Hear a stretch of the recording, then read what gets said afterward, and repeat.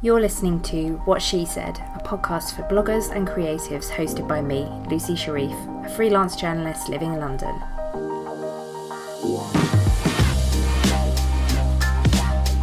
Each week I interview different women in blogging and the online world, getting their best blogging tips and advice, and a little bit of gossip too. Thanks for listening. Hello and welcome to What She Said. We've done almost an entire series together and I'm so excited by it, and I'm even more excited about series 2 because I have so many awesome guests for you coming up.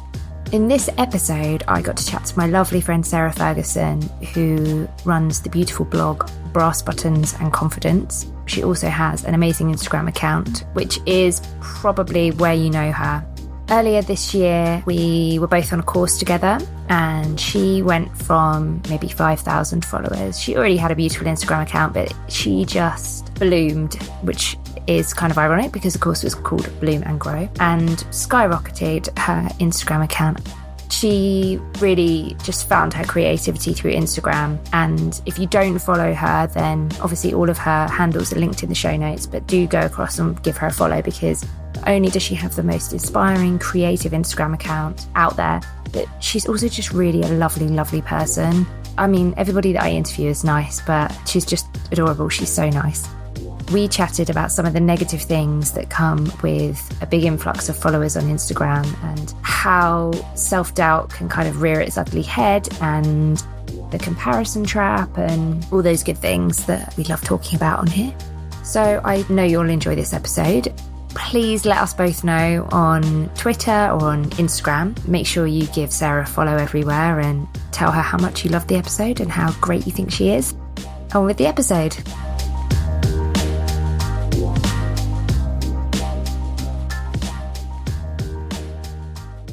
Hello. Hello, how are you? Fine, how are you? Good, thank you. Welcome to the podcast. So exciting to chat to you. Just for anybody who doesn't know who you are, do you want to just introduce yourself and tell us a little bit about your blogging journey so far? My name is Sarah and I have a little blog. It's called Brass Buttons and Confidence, and I also have an Instagram which is just Sarah Louise Ferg. Too many Sarah Louise Fergusons were taken, popular name. So I think I started my blog 4 years ago, and I've had Instagram for maybe longer than that, but of course started with the whole embarrassing selfies and time at uni, that when they had all the hideous filters, and you have to scroll back really, really far to find all those dingy images. In fact, I think I've archived quite a few of them now, but things have only recently, sort of this year, started to pick up and become more noticed and stuff. So it's been a long journey. Long journey, bit of a slog at times, but finally it's kind of starting to pay off some of the work. That's good. So when you started your blog, what was the kind of purpose? What was the impetus to start it? Well, fashion. Fashion, the fashion blog. You would look online, and there were so many fashion blogs out at the time, and I was just like, I need to get in on that. That looks like so much fun. And I just was, at that point in my life, didn't have a mortgage, didn't have a husband, so all my money just was spent on clothes anyway. So it's like, I may as well blog about it. So we just kind of, the images back then were slightly less skillful. Didn't have a tripod, so I used to it's even harder to be seen. No events up here either for us to go to. A lot of the people that have been on the podcast have been, I think the majority are London based, but there's been a couple that have been Leeds. There's a really good kind of travel collective there. I mean, I can feel it coming northern. I can feel it, like you were saying on Twitter the other day. Just need to move up to this neck of the woods. Yes, I really Yorkshire, and you're just that bit closer. That was obviously one of the biggest stumbling blocks for you, because you've had a really interesting journey. So you've been blogging for a little bit, and you've had an Instagram for a little bit. But literally, if you don't follow Sarah on Instagram, then obviously after this podcast episode you will, but I'm pretty sure that quite a lot of the people listening know who you are.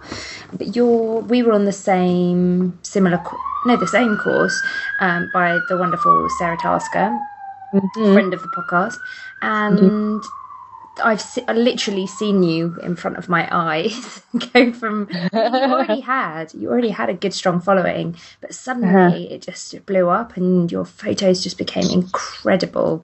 I mean, I've been dying to do the courses for ages, and it was always a case of, will it do anything for me? Will it actually work? And, you just need to listen to your gut because it works. Yeah. She knows exactly what she's talking about, and it won't happen overnight, but it just, for me, unleashed some sort of creative demon from within. Started off with, the flowers and things, and then opened up this Photoshop world. The ideas just keep coming. So before that, I mean, I was really keen on photography and stuff, but, it was really hard to try and find a style and be noticed. And then the algorithm came in, and then it was even harder. And I think then from going from like loads of pictures to myself, and then I got pregnant, and then it was loads of pictures of my baby, and then I was like, I couldn't focus or find what it was that I wanted to post, if that makes any sense at all. I think I'm rambling, but it kind of got just lost in a sea of everyday images, and then I thought, oh, that looks okay, I'll just post that. And then everyone loves a picture of a baby, so they would get quite a lot of likes, and you think, oh, well, should I be posting more of her? And then you get conflicted. I know what I want to post, but is that what people want to see?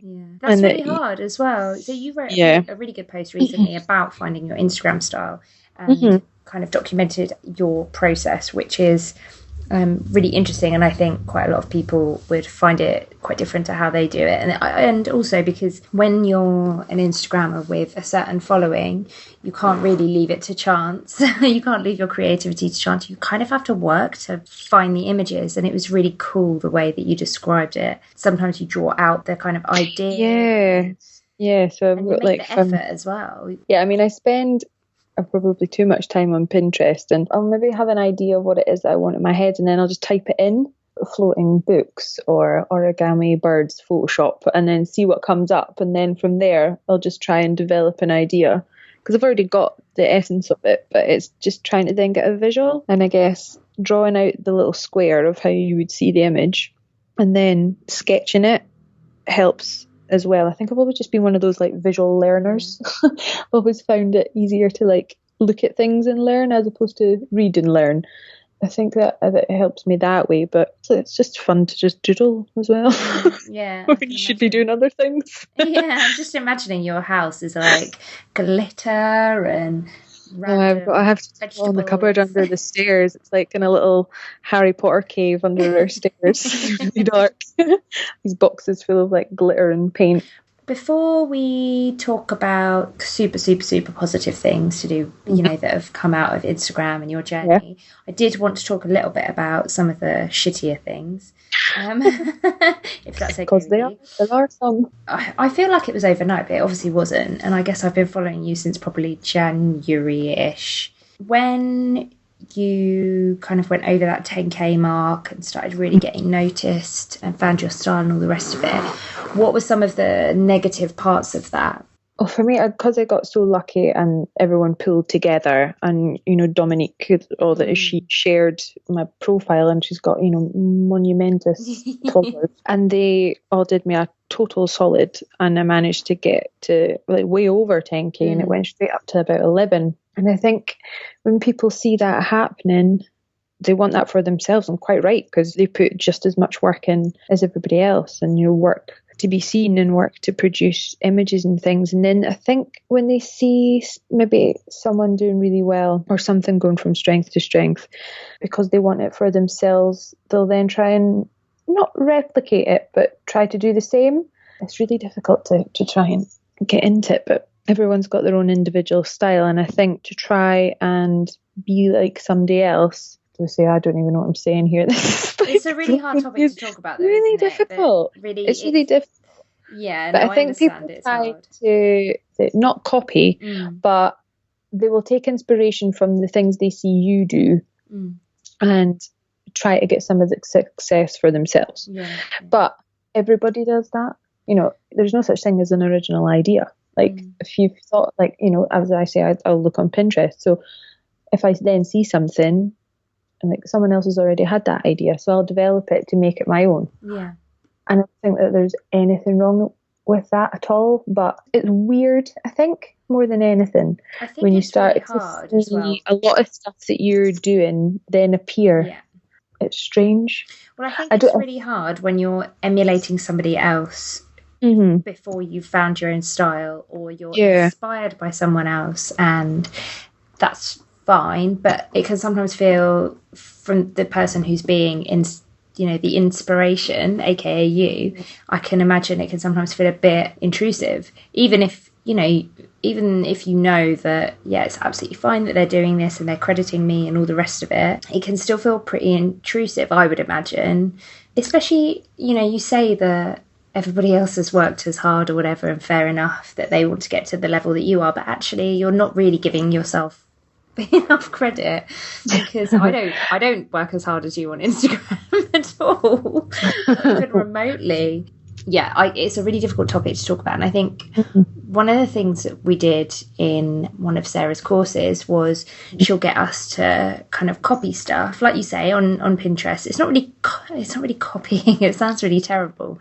Before you can find your own style, sometimes you need to kind of start with something, don't you? You do. You need to be inspired by something in order to then develop your own ideas, which is why, there's absolutely nothing wrong with it. It's just bizarre, because I think it's difficult for me to get my head around people wanting to be like me. Yeah. I think that's where it all stems from, because I can't imagine them ever being like, why do you want photos like mine? Well, there are so many other people with better images. Why don't you want pictures that are like theirs? Why would you want pictures like mine? But then I've been on the other end of it as well. I've been accused of copying from somebody, and it then threw me, and it was a horrible feeling, and I knew that 100% hadn't. I don't think it was so much the image, it was more the caption, but I knew that I absolutely hadn't copied this person, and I was being accused of this thing, and I thought, oh my God, if that's how, if you were to then go and accuse someone of copying you, and this is how they would feel, I would never want that on anyone. It's horrible. It's an awful feeling. If they genuinely think, oh, like, I love their image, I'm going to try and create something like that. You can't copyright every single image you do on Instagram and stop being like, you are not allowed to recreate this for yourself. That's ridiculous. You can't do that. I think it's when you've got a very distinct style.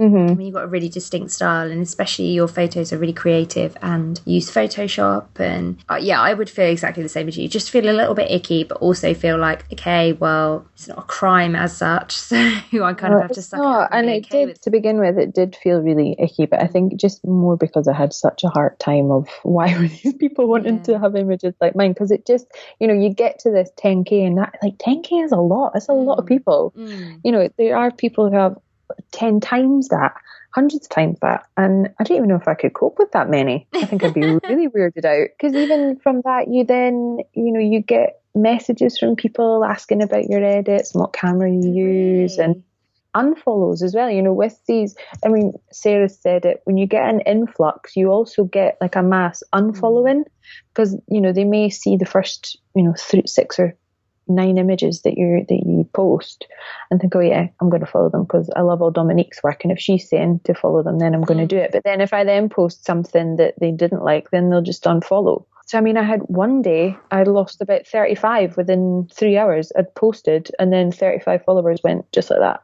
And and that's like, oh shit, you've got this 10k that you feel responsible for. You need to be like, right, well, this is getting big. I need to be producing stuff that these guys like, that want them to stick around. I don't want to like be above 10k and then for one day to go back down to like 4 figures and be like 9998, and for someone to be like, what happened there?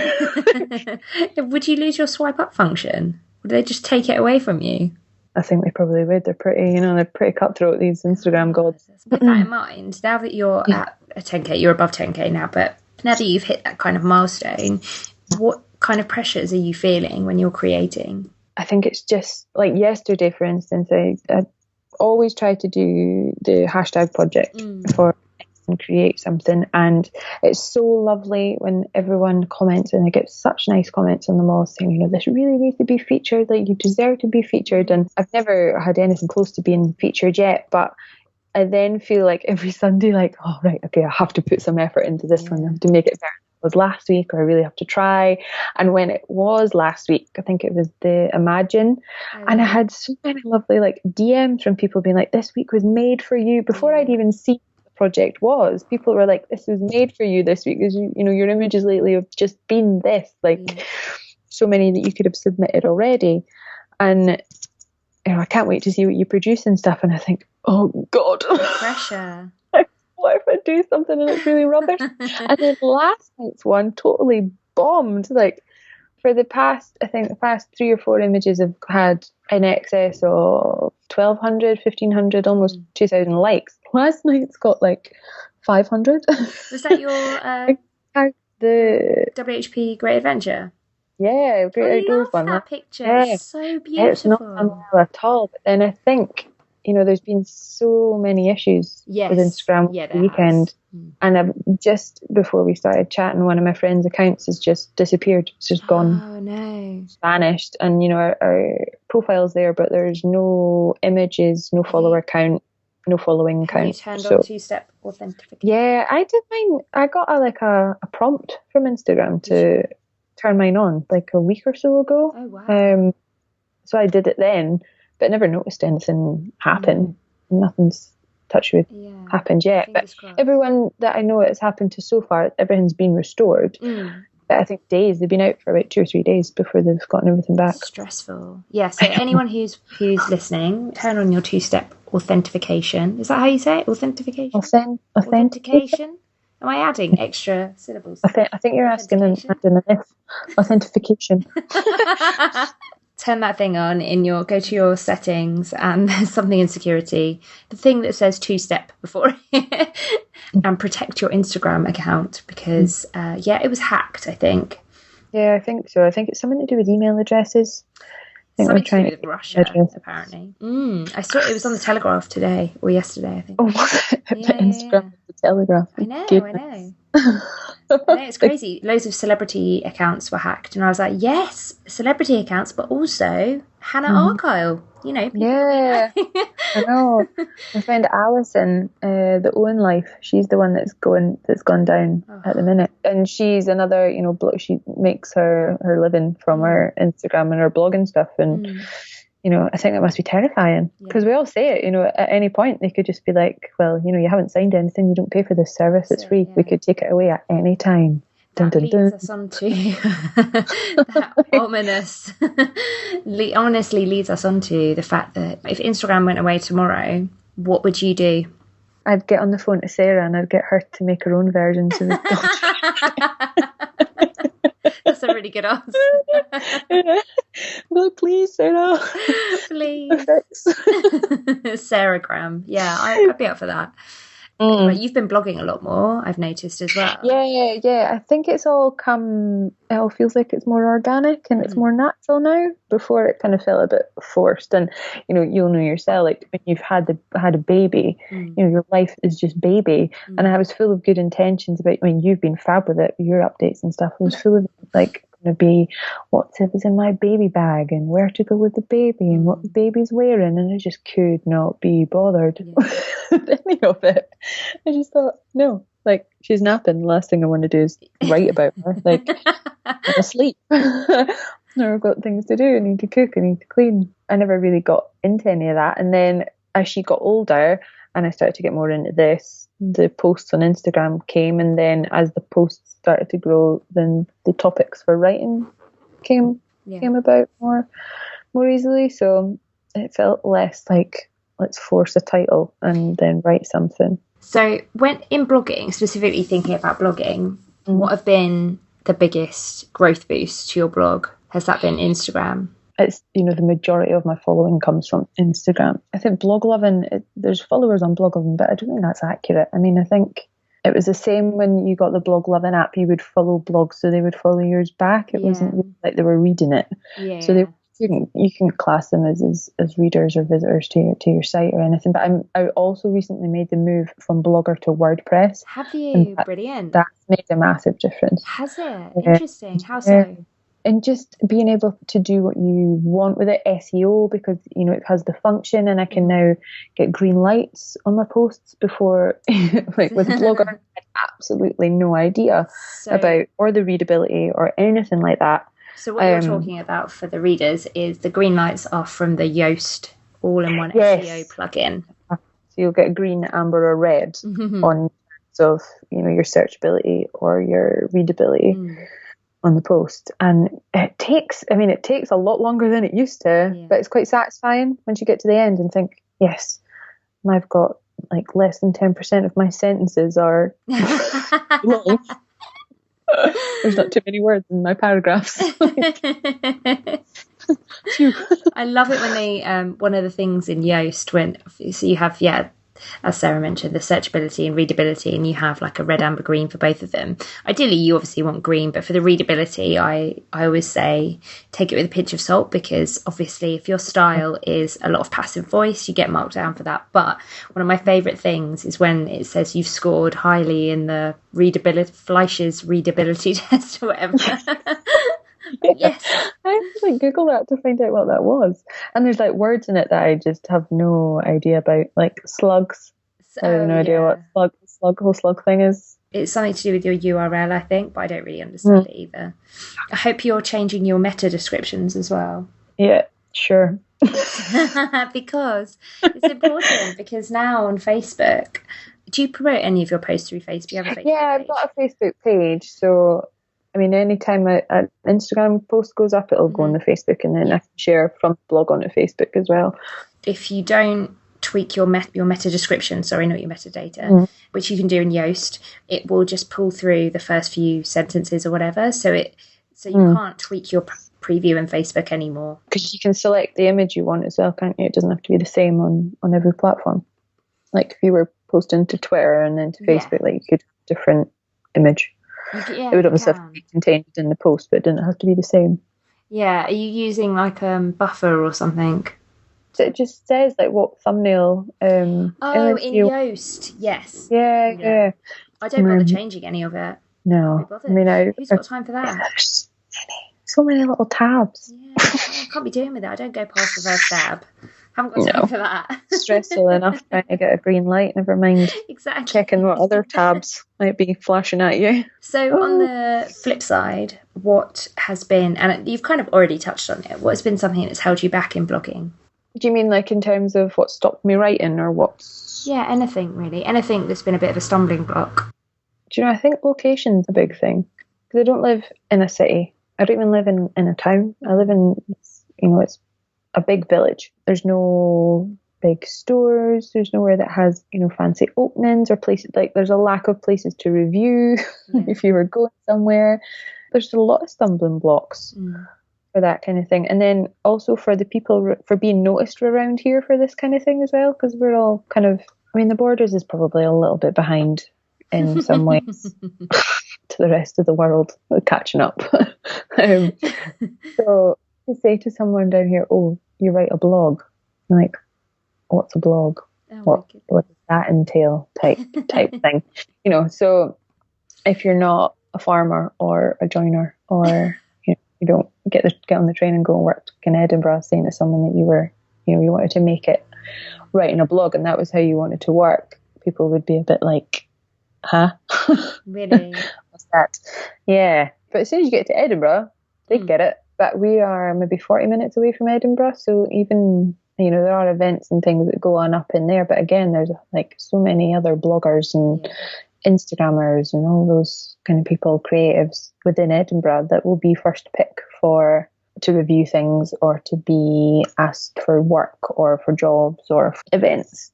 Especially if you're, if someone was to search for me and my location is Scottish Borders, not Edinburgh. If they looking for bloggers in Edinburgh, I doubt that I will be one of the ones that come up. Thank God for the internet, though. Hey, you do have the internet here, I promise. Blogging isn't your full-time job. Would you like it to be your full-time job? I would love it to be. It's been a dream as long as I've been doing it. To be successful at it. I don't know. It still baffles me how people manage to do it. I understand how they do it, but how they manage every month to be able to bring in an income. I'm in awe of how they do it, and I think I'm nosy as well. I want to know how they do it. Tell me your secret. I think that's one of the, but it's funny that you say that, because when I was talking to Fifi, Whimsy and Grey, a few episodes back, I think it's episode 4 or 5, I'll link to it in the show notes. Yeah. We were talking about transparency in blogging and bigger bloggers not sharing their knowledge, or actually even just smaller bloggers not sharing their knowledge. And it's something that whenever anybody asks me anything, I will always tell them completely honestly. I'll tell anyone. Because I remember when I started and nobody would tell me, and I felt so disheartened for so long because I didn't know, like, exactly what you said. What's the secret? Like, how do you do it? No, literally, like, actually, practically, how do you do it?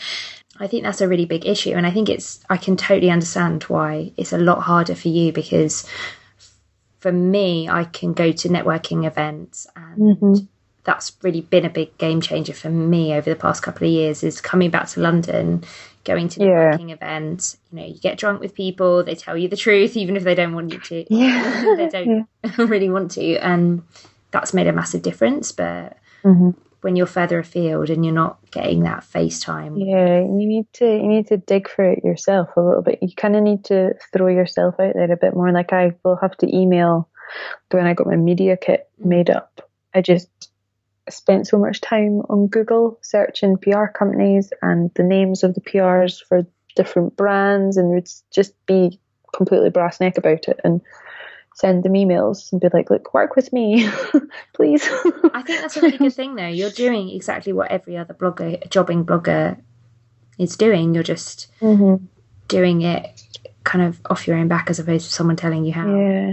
I remember once, like right back at the start, I messaged a blogger that I absolutely adored, sent her an email and just asked for some advice. I wasn't asking for, how do you get all the free stuff? It was nothing like that. It was like, it was an admiration post. It was, really like your blog, like, how did you get so, what did you do? Like, did you just continually do this? Was there any tips that you could give someone that's starting out? And they just didn't reply. There was no response. It was the email address that was on their blog to use, and they encouraged, people to get in touch, and I did, and got nothing back. And then I just thought, oh, why? What's the point in bothering? Like, did that put you off ever asking anyone else? Yeah, because I didn't ask anyone else after that. That's didn't email anyone else. Sad. Yeah, but then I kind of looked at it and I thought, this girl's, she's younger than I am. I just kind of looked at it with more circumstance. It was like, she's younger, she's probably, she's caught up in the thick of this wonderful blog, she's doing so well. She's probably just not got the time to sit and go through my tedious maybe questions or maybe she's a bit of a douche for ignoring her reader.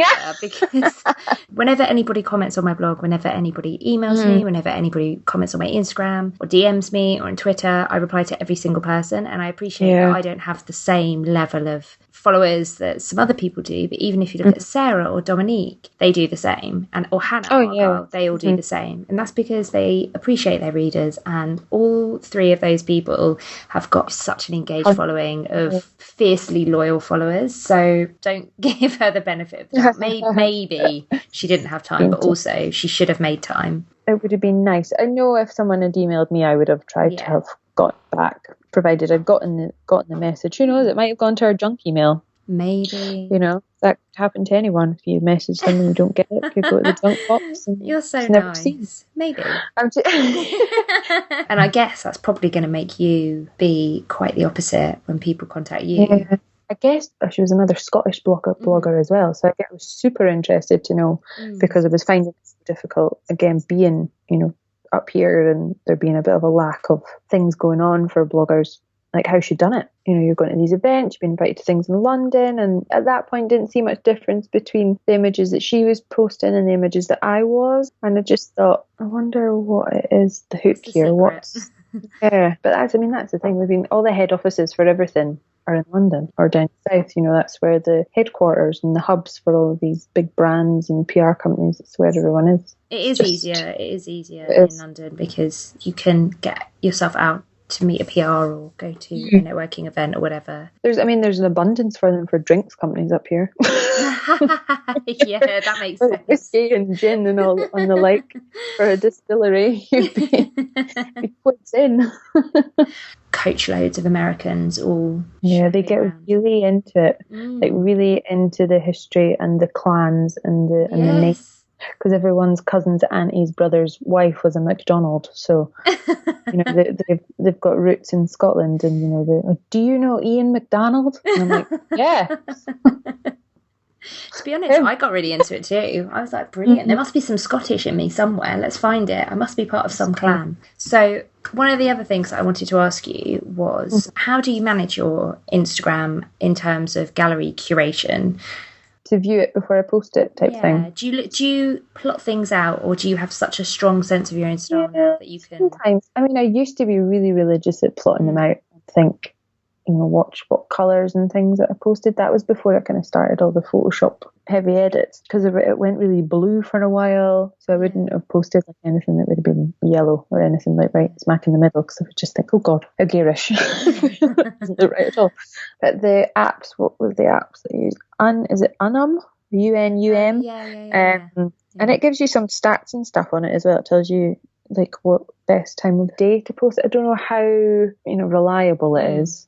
I didn't really go by that. I don't think it really works either. You could post at one time of day and it go really well. Do the same the following week and it just not work. So I find that also. I know that some people post exactly the same time every day, but it doesn't make a difference for me. I mean, I've posted at all times of day. I used to post 4 times a day. Wow. Because it would just take pictures of Ren's face and then post them on Instagram. Be like, oh, look at my baby. And that was it. But it's now once a day, if that. I used to do twice. I used to do once in the morning and once at night. It's now just at night between sort of 6 and 8 p.m. Once Ren's in bed, once I've got time to engage properly, scroll through, see what's happening, reply to comments, all that kind of thing. And then that's it done.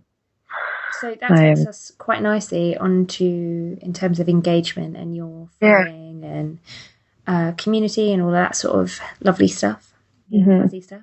So you've created a few different hashtags, but obviously the one that I'm thinking of is botanical body hair, which you've written about as well. Yeah. I remember when you created it and I was like, oh, this is amazing. And I'm such a hairy person. I was like, this is something I can get on board with. But I'm just not very creative. So I still haven't. Who did you create it with? Unfound Door? Yeah, Patricia. Yeah, I unfriended her, and she's in Italy. She stays in Italy with her family, and it came about from Bloom and Grow, from Sarah's course. Every week we were given, homework to do, and the homework that week was unexpected. So you had to create an image that was unexpected, involving flowers, obviously as well. So you could have poured milk from the bottle, but instead of the milk was petals, or look in your coffee cup and there wasn't actually coffee, it was flowers or whatever else. And I just thought, I tried something with a wine glass and I wasn't happy with it. And then one morning I was getting dressed and had to do the necessary. I was wearing a vest or something and I needed to shave my armpits. And I just thought, oh, imagine if that was just flowers. That would be nice. We need to do it. And then I was like, I'm going to make a beard. I am going to make a beard of flowers, and I'm just going to sit with my razor and my toothbrush and say something about how ridiculous it is. So I just did it. And I sat in my towel around my hair and glued these petals to a bit of paper and then tied it around my head with some wool. Took various shots of it because it kept falling off. And eventually got one that was okay. And then when I posted it, Patricia just thought it was hilarious. She just thought, this is so funny and poignant, and I get it. And then she responded by posting her own version, and it just became this thing. And at that point we didn't have the hashtag, but someone had messaged us like, you need to make this a hashtag. So we threw about some ideas, and eventually, because we had like floral fuzz or hairy horticultural something, can't remember, but botanical body hair was the one that stuck. So that was what we went with, and then people just went with it, and we've had so many lovely stories from people, and it means different things to everybody. Like, it's not doesn't mean one thing to one person. We've had people that have been battling with cancer that have lost their hair and it meant something to them, and people that have had, babies and that have been left with stretch marks and they used the flowers to highlight where those were. And it's not just about, shaving your legs or having a moustache that you need to wax. I mean, everyone has these hang-ups and things, but I think more often, we're told that it's not pretty or it's not beautiful, when who gets to decide that? You should be the one to decide. So if you're happy with it being there, then you should be allowed to have it there. If you're not, take it off. It's entirely your prerogative. Nobody gets to say otherwise. It's your body, your rules. Yeah. It's so cool. It's such a cool hashtag. I think it'll probably slow down for Christmas, though. I can't see very many people putting a holly bush anywhere near these areas. It probably could be quite prickly. And I know for myself, I mean, I usually go through September till about March and I don't shave my legs. So same, yeah. Well, it's that. I think I'll probably go from July to... No, I don't. I did shave my legs once or twice in July. Yeah. Move to Scotland, you'll never have to do it. Don't tempt me. I'm really trying to make my husband move out of London, so we'll see. Thank you so much for being part of the podcast, Sarah. Where can everybody find you online? So you can find me on Instagram at Sarah_Louise_Ferg, or you can find me on Twitter at brassbuttons_C. And then my blog is brassbuttonsandconfidence.com.